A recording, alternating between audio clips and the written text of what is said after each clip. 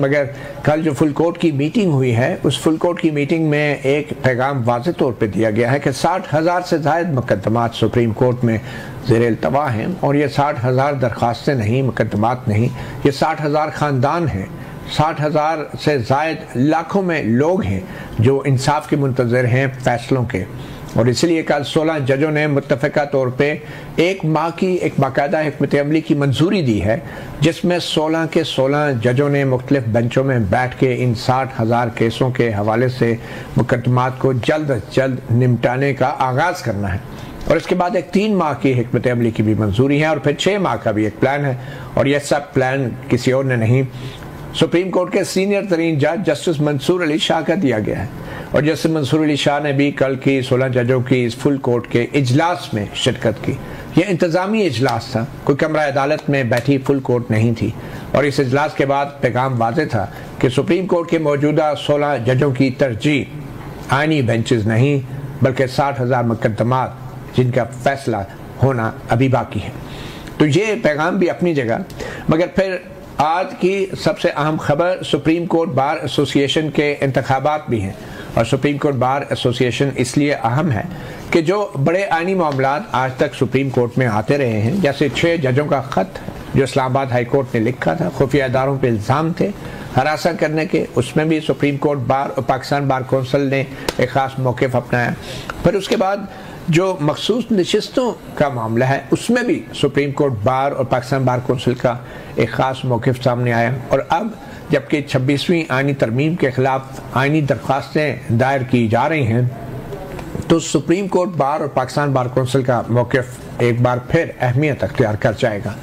और आज जो सुप्रीम कोर्ट बार के इलेक्शंस हुए हैं, 2 ग्रुप्स मद्दे मुकाबल थे। एक वो ग्रुप जिसको हुकूमत सपोर्ट कर रही है, जो कि आसमा जहांगीर ग्रुप के नाम से जाना जाता है, और दूसरा एडवोकेट हामिद खान का ग्रुप, प्रोफेशनल ग्रुप जो है, वो एक दूसरे के मद्दे मुकाबल थे। अभी तक जो नताइज गैर सरकारी तौर पे जारी हुए हैं, उसमें हुकूमती सपोर्ट से आगे चलने वाला ग्रुप जो है वो लीड कर रहा है। जो एडवोकेट रऊफ अता हैं वो लीड कर रहे हैं जो सुप्रीम कोर्ट बार के इलेक्शंस के अभी तक के आने वाले नताइज हैं। और एडवोकेट मुनीर काकड़ जो एडवोकेट हामिद खान ग्रुप से ताल्लुक़ रखते हैं, वो दूसरे नंबर पर हैं। तो ये कितना अहम होगा कि सुप्रीम कोर्ट बार के इलेक्शन आने वाले वक्तों में किस तरीके से जो बैलेंस ऑफ पावर है वफाकी दारुल हुकूमत में, उसको मुतासर कर सकते हैं। इन तमाम मामलात के ऊपर बात करने के लिए आज हमारे बहुत ही ख़ास 3 मेहमान हैं हमारे साथ मौजूद हैं इस्लामाबाद स्टूडियोज़ में। इंजीनियर कमरुल इस्लाम मुस्लिम लीग नून के रहनुमा हैं, उनके साथ तशरीफ़ रखते हैं हसनात मलिक, सीनियर जर्नलिस्ट और कोर्ट रिपोर्टर हैं, और फिर PTI के रहनुमा तैमूर सलीम झगड़ा साहब। बहुत शुक्रिया आप तीनों मेहमानों का।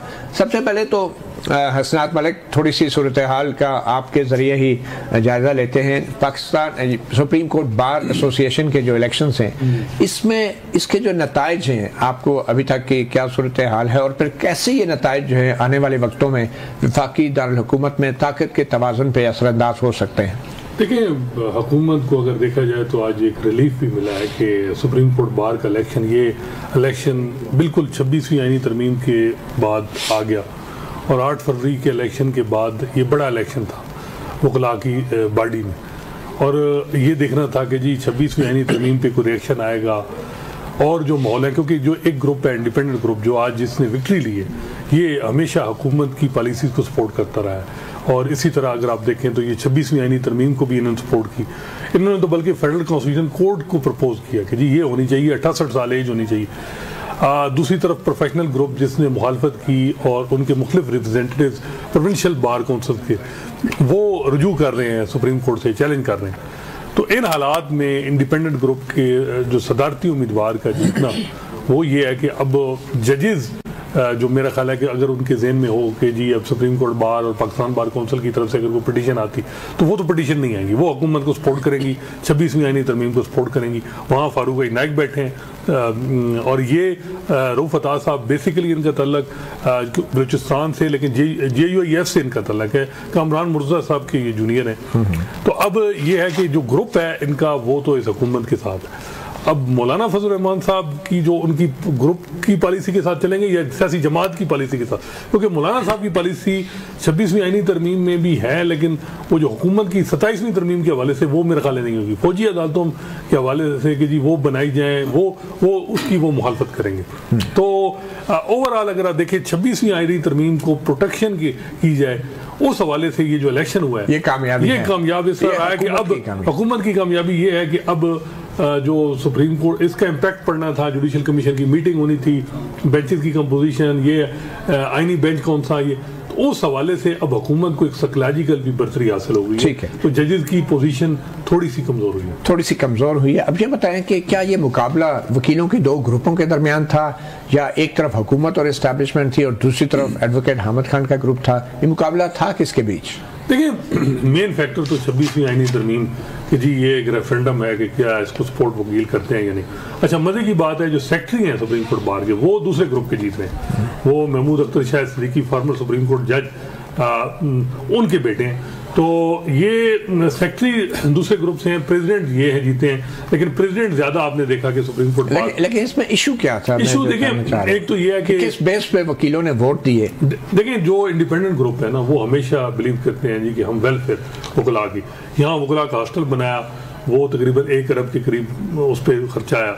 इसके अलावा अगर आप देखें तो जो है ये जो वकला की हाउसिंग सोसाइटी बन रही है, DHA के साथ मुआहदा करके जो प्लाटों की डेवलपमेंट हो रही है वहाँ, अब जो काम शुरू हुआ डेवलपमेंट का, हर प्लाट की कीमत हर वकील की वो 10 लाख रुपए बढ़ गई है, और वकील वो जो रजिस्टर हैं वो 2000 हैं, 5000 टोटल है, उनमें से 2000 वो हैं।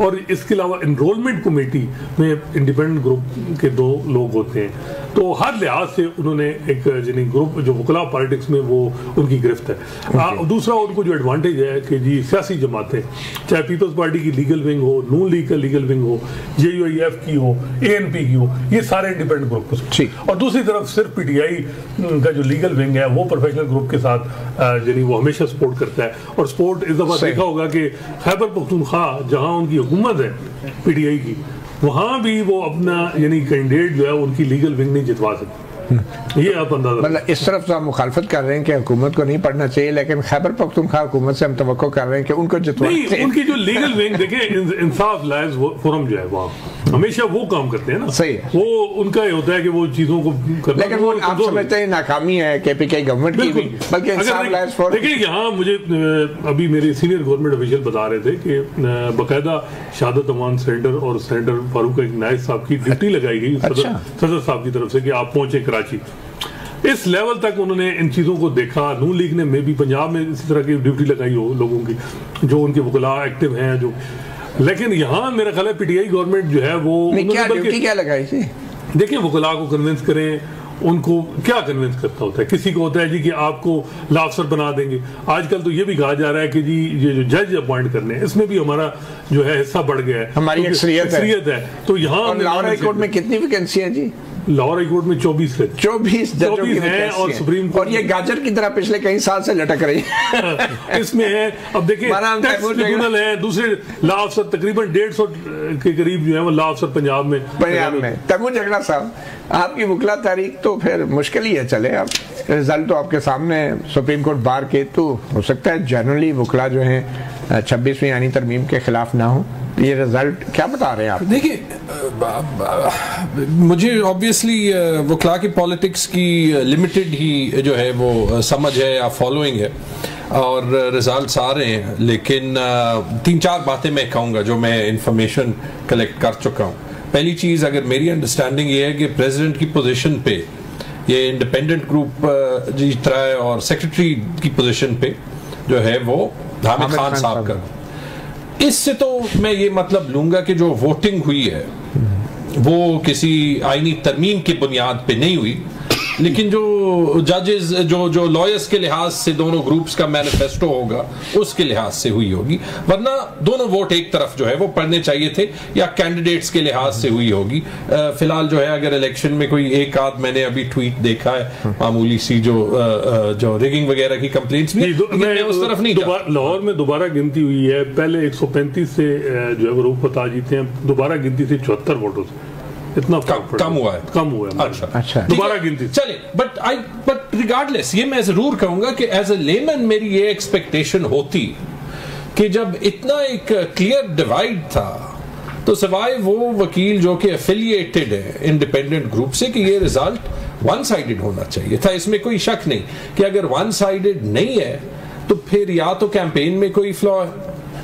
या फिर जो है वो कैंडिडेट्स में कोई फ्लॉ है। हसनात साहब कह रहे हैं केपी की गवर्नमेंट की भी नाकामी है। देखिए वो आपने बड़ा अच्छा एक्सप्लेन किया है कि अगर हम इलेक्शंस को ये बना दें कि गवर्नमेंट कितना कैनवस कर सकती है, कितने पैसे दे सकती है, शायद वो केपी गवर्नमेंट नहीं कि वो उनको जो है वो जवाब देना 3 करोड़ रुपए दिए, ठीक है, लाहौर बार को पेशावर ब्रांच को देने चाहिए थे, लेकिन वहां पे मेरे ख्याल में इवन रिजल्ट आया है। ये है 4 वोटों से जिन्हीं वो जीते हैं।